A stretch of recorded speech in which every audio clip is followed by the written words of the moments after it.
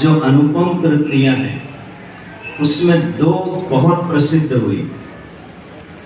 एक का वर्णन तो हमारे चेतन ज्योति आश्रम के परमाध्यक्ष स्वामी ऋषि सुरानंद जी महाराज ने कर दिया, हनुमान चालीसा, हनुमान चालीसा। लेकिन तुलसीदास महाराज की जो सबसे अनुपम कृति है वो है रामचरितमानस। क्या है? रामचरितमानस घर घर पहुंच गई साहब। जैसे हम हर हर महादेव बोलते हैं तो घर घर तुलसी है, बल्कि भले ही वो बिरवा के रूप में हो तो वो भी तुलसी ही है। वैसे गोस्वामी तुलसीदास जी महाराज के उन्होंने अनेक उनकी अनुपम कृतियां हैं। उसमें दोहावली है, उसमें छंदावली है, उसमें गीतावली है, और एक रामायण भी गोस्वामी जी ने लिखी। उस रामायण का लोग नाम तक, क्योंकि रामचरितमानस में ये दोनों चीजें आई, रामचरितमानस यही नामा सुनत श्रवण पाइय। लेकिन वही तुलसी देखिए आप, वो तुलसी एक चौपाई में कह रहे हैं कि नाना भांति राम अवतारा, तो रामायण सत्य। तो अब आप विचार करें कि रामचरितमानस इसका मतलब अलग है और रामायण अलग है। गोस्वामी तुलसीदास जी महाराज की वो कृति तो घर घर नहीं पहुंच पाई। उस रामायण का नाम है भैरवा रामायण। क्या रामायण है? ये भैरवा जो रामायण है ये गोस्वामी तुलसीदास जी महाराज की कृति है। अब आप देखिए, दोहावली को देखिए, छंदावली को देखिए, कवितावली को देखिए, गीतावली को देखिए, दोहावली को देखिए। लेकिन इस महापुरुष ने, क्योंकि विश्व भर में आज किसी भी संप्रदाय का हो, किसी भी मजहब को मानने वाला हो, और मैं तो ये कहता हूँ राजनीति के क्षेत्र में भी काम करने वाला जब कोई उद्बोधन देता है, भाषण करता है, वो और किसी का प्रमाण नहीं देता है, उसको भारत का वो संत याद आता है, तुलसीदास। उसी की चौपाई को पधराता है। मैं आपको निवेदन करना चाहता हूँ, धन्य है ये भारत भूमि, जहाँ मल रेखा गई तुलसी, पुत्र विचित्र दिया जग को, धन्य वो माहुलसी, और मानस धोकर मानस में इस विश्व की आंख गई खुलसी, और आज भी जीवत हैं जग में तुलसी कृत मानस के तुलसी। वो हमारे दाएं बाएं, हम जहाँ भी जाते हैं साहब, आपको मैं निवेदन करना चाहता हूँ, कहीं भी जाए, देश में जाए, विदेश में जाए, पश्चिम से कोई ग्रंथ भारत में नहीं आया। न उनके पास दोहा है, न उनके पास छंद है, न उनके पास सोरठा है, न उनके पास चौपाई है। वहां से कोई दोहा भारत में नहीं आया, लेकिन भारत का दोहा, भारत की चौपाई, भारत का सोरठा और भारत का छंद, तुलसी का वो छंद, और व्यक्ति के जीवन में पश्चिम में चले गया और कई लोगों के जीवन में आमूल परिवर्तन हुआ। आवश्यकता एक बात की, जैसे संतों ने कहा, उस राम बोला को कहीं कहीं हमारी कमियां हैं। हम राम के नाम को घर घर पहुंचाने में कहीं हमारी कमियां हैं। अब घर घर हम तुलसी को नहीं पहुंचा पा रहे। मैं आपको निवेदन करना चाहता हूं, इस राष्ट्र में बड़े बड़े पुरस्कार दिए गए, नोबेल पुरस्कार दिया गया। ऐसे एक कुछ वर्ष पहले बाबा हटयोगी जी जानते हैं, जिन्होंने ईंट भट्टों से बच्चों को छुड़ाया, ईंट भट्टे से, ईंट भट्टे में जिनसे मजदूरी करवाई जाती थी, उनको छुड़ाया, उसको नोबेल पुरस्कार मिला।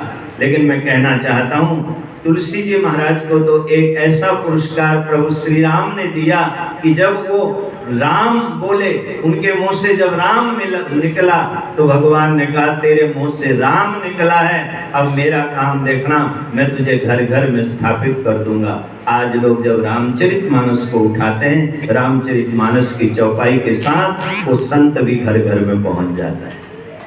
आज उनकी जयंती हम लोग मना रहे हैं, अपने अपने ढंग से मना रहे हैं कई जगहों में। और आपको मैं एक निवेदन करूं कि ये सिर्फ संतों के आश्रम में ये गोष्ठियां नहीं हो रही हैं, ये कई विश्वविद्यालयों में गोष्ठियां होती हैं। कई लोगों ने शोध किया है, तुलसी की चौपाइयों पर शोध हुआ है। तुलसी के ने जो अनुपम कृतियां इस राष्ट्र को दी। और अगर इतिहास को आप देखें, एक इतिहासकार ने लिखा कि कई कई कई ग्रंथ लिखने वाले आपको ऐसे ऐसे लोग मिल जाएंगे। साउथ का एक राजनीति के क्षेत्र में काम करता है और उसने महाराज जी कई ऐसी उसने पुस्तक लिखी है जो यूनिवर्सिटियों में, विश्वविद्यालय में पढ़ाई जाती है, थरूर साहब की। लेकिन मैं आपको निवेदन करना चाहता हूँ, वो विश्वविद्यालयों में जरूर पढ़ाई जाती है, लेकिन घर घर जो पढ़ी जाती है वो सिर्फ रामचरितमानस है। और वाल्मीकि तुलसी भय, क्योंकि गोस्वामी तुलसीदास जी महाराज, में आधे मिनट में रविदेव जी मैं आधे मिनट में पूरा कर देता हूँ। मैं आपको निवेदन करना चाहता हूँ, कई लोग कहते हैं साहब उन्होंने ग्राम्य भाषा में रामचरितमानस को क्यों लिखा। आप उत्तरकांड अगर देखेंगे, क्योंकि यहाँ वैष्णवों के बीच में और कुछ कहना वो थोड़ा उसके लिए बड़ी हिम्मत करनी पड़ती है, वो तो मैं कर जाता हूँ।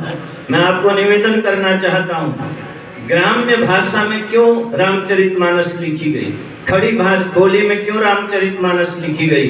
क्योंकि गोस्वामी तुलसीदास जी तो वेदांत के बहुत बड़े विद्वान थे, वो देववाणी के बहुत बड़े विद्वान थे। और उन्होंने जब कलम उठाई, आपको मैं कहना चाहता हूँ, कलम जब उन्होंने उठाई, मैं इसको संस्कृत में लिखूंगा, महादेव ने मना कर दिया। आप देखिए श्रावण के महीने के साथ शंकर जी का तो संबंध है ही है साहब। श्रावण शुक्ल सप्तमी से तुलसी का बहुत गहरा संबंध है। महादेव के महीने में वो एक संत, देखिए 1607 संवत 1607 में, मैं कई बार कई सभाओं में कहता हूँ कि आज हम लोग वक्ता हो सकते हैं, ध्यान से सुनना, लेकिन एक महापुरुष ऐसा था जो साक्षात्कारी था। और साक्षात्कारी महापुरुषों की श्रृंखला में सबसे ऊपर अगर किसी महापुरुष का नाम है तो गोस्वामी तुलसीदास जी महाराज। 1607 संवत 1607 में मौनी अमावस्या के दिन बुधवार था उस दिन। लोग इन गहराइयों पर नहीं जाते हैं। लोग मौनी अमावस्या को अगर आप कभी देखें, ज्योतिष के अनुसार देखें, तिथि बारम च नक्षत्रम योगाकरण में वचो 1607 मौनी अमावस्या और बुधवार के दिन उस महापुरुष को चित्रकूट के घाट पर साक्षात्कार हुआ। इसका मतलब ये है भगवान घर में भी मिल सकते हैं, भगवान घाट में भी मिल सकते हैं। आओ हम एक घाट पर तो बैठ ही जाए, आज नहीं तो कल मिलेंगे। उनको सब अपने अपने ढंग से श्रद्धा सुमन अर्पित कर रहे हैं।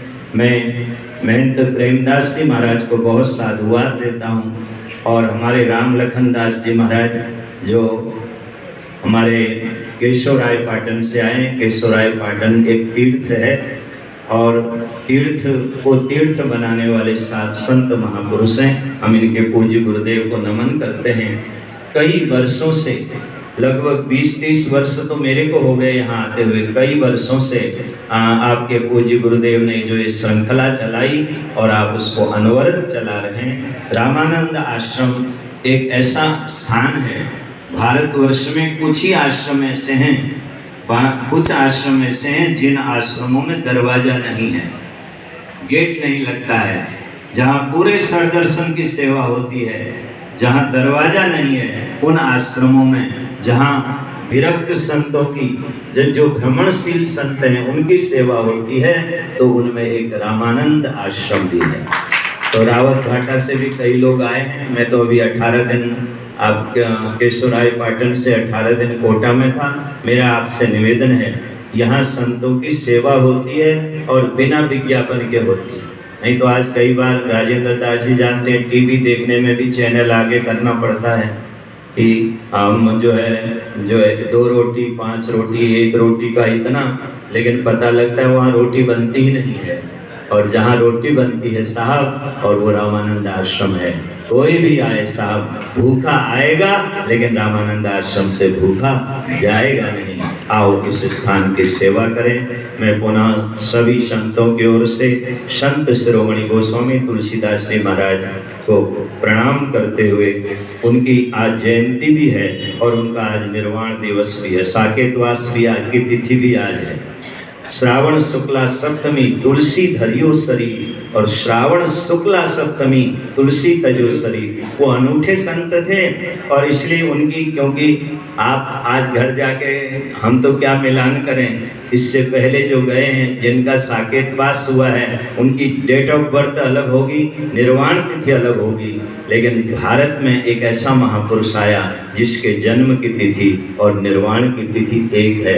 ये हमको संदेश दे रही है, आओ जिससे जितना बन पड़े वो तुलसी को और तुलसी दल को घर घर पहुँचाए। इन्हीं शब्दों के साथ सभी संतों को प्रणाम करते हुए वाणी को विराम देते हैं। दो उनकी अनुपम कृति घर घर तक पहुंची हैं, एक रामचरितमानस और एक हनुमान चालीसा, ये उनकी हैं। बाकी जो और हैं जैसे रामायण है, क्योंकि नाना भांति राम अवतारा रामायण सतकोटि अपार, रामायण शब्द भी रामचरितमानस में कई जगह आया है, क्योंकि इसके लिए तो बहुत खुला समय चाहिए। लेकिन रामायण और रामचरितमानस ये दोनों अलग अलग कृतियां हैं तुलसी की। रामचरितमानस अलग है, भैरवा रामायण अलग है।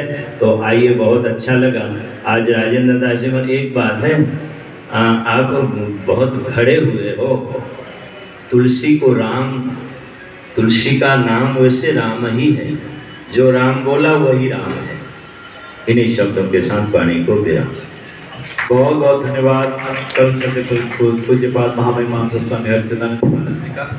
बहुत ही सुंदर शब्दों में श्री गोस्वामी तुलसीदास जी महाराज जी के जीवन पर प्रकाश डालते हुए हम सबको कृतार्थ किया। आपका बहुत बहुत आभार व्यक्त करते हुए अब मैं प्रार्थना करूंगा आपके आज के कार्यक्रम के परमाध्यक्ष परम श्रद्धेय परम पूज्यपाद परम सम्माननीय बाबा हठयोगी जी महाराज से कि पूज्य गोस्वामी तुलसीदास जी के चरणों में श्रद्धा को पुष्प भेंट करते हुए सबके लिए मंगल कामना करें, कृपा करें। पूज्य बाबा हठयोगी जी महाराज।